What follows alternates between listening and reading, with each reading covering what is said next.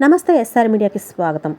విజయనగరం తిరుమల తిరుపతి ప్రసాదం అంటే భక్తితో దాన్ని మొక్కి తినే పరిస్థితి నుండి ఇవాళ తిరుమల తిరుపతి ప్రసాదం అంటే సందేహించే దుస్థితికి చంద్రబాబు నాయుడు తన తప్పుడు ప్రచారాలతో తీసుకెళ్లారని మాజీ డిప్యూటీ స్పీకర్ కోలగట్ల వీరభద్రస్వామి మండిపడ్డారు.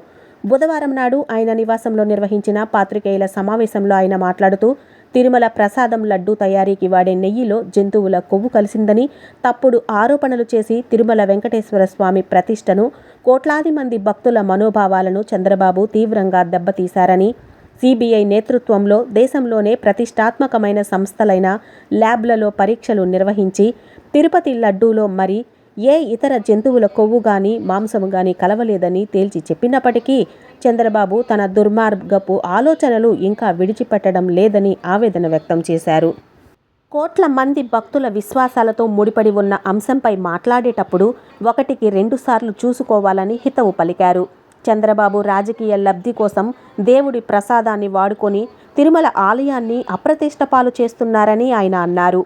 ఎన్నికల సమయంలో ప్రజలకు ఇచ్చిన హామీలను అమలు చేయడంలోనూ రాష్ట్ర పరిపాలనలో ఘోరంగా విఫలమయ్యి వీటన్నిటినీ కప్పిపుచ్చుకునేందుకు డైవర్టింగ్ రాజకీయాలు చేస్తున్నారని, భక్తుల మనోభావాలతో ఆడుకుంటున్నారని, దిగజారుడు రాజకీయాలు చేస్తున్నారని, సాక్షాత్తు దేవుణ్ణి రాజకీయాలకు వాడుకోవడం సరికాదని తన ఆవేదనని వ్యక్తం చేశారు. చంద్రబాబు తను చేసిన తప్పుని ఒప్పుకొని దేవుని ముంగిట లెంపలు వేసుకొని శ్రీవారి భక్తులకు, రాష్ట్ర ప్రజలకు క్షమాపణ కోరాలని డిమాండ్ చేశారు. ఈ కార్యక్రమంలో వైఎస్ఆర్ కాంగ్రెస్ పార్టీ విజయనగరం రాజం పరిశీలకులు, వైసీపీ రాష్ట్ర ప్రధాన కార్యదర్శి కెవి సూర్యనారాయణరాజు, వైసీపీ పట్టణ అధ్యక్షులు Asepu Venu, floor leader SVV Rajesh, జిల్లా ప్రధాన కార్యదర్శి సంగంరెడ్డి బంగారు నాయుడు, స్థానిక కార్పొరేటర్లు, వైసీపీ ముఖ్య నాయకులు పాల్గొన్నారు. జూన్ 12వ తారీఖున మీరు ప్రమాణ స్వీకారం చేశారు. ఆ జూన్ 12వ తారీఖున 21, 25, జూలై 4ని లడ్డు ప్రసాదం తయారీ కింద ఈ ట్యాంకర్లు వచ్చాయి, నెయ్యి ట్యాంకర్లు. దీనికో ల్యాబ్ ఉంటుంది, దాని కింద కొంతమంది అధికారులు ఉంటారు.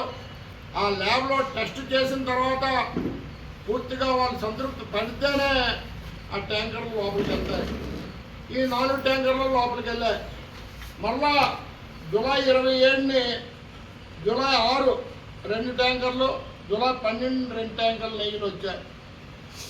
అది ల్యాబ్లో పరీక్ష చేసి నాణ్యత లేదని వెనక్కి పంపిస్తే అక్కడి నుంచి శాసనసభ నియోజకవర్గంలో పార్టీ కమిటీని నియామకం చేస్తున్నాం. అది వేగవంతం అవుతుంది. అందరూ కూడా బాధ్యతగా, ప్రతి ఒక్క నాయకులు, కార్యకర్తలు బాధ్యతగా పనిచేస్తున్నారు. త్వరలోనే కమిటీలన్నీ పూర్తి చేసి ప్రమాణ స్వీకార కార్యక్రమం పెట్టి ప్రజలకు మరింత చేరువుగా వైఎస్ఆర్ కాంగ్రెస్ పార్టీని తీసుకెళ్తామని చెబుతూ ఈరోజు 42వ డివిజన్కి సంబంధించి మరి ఎన్నింటి సూర్యనారాయణ గారి నేతృత్వంలో మా అధ్యక్షులు తిరుపతిరావు గారి ఆధ్వర్యంలో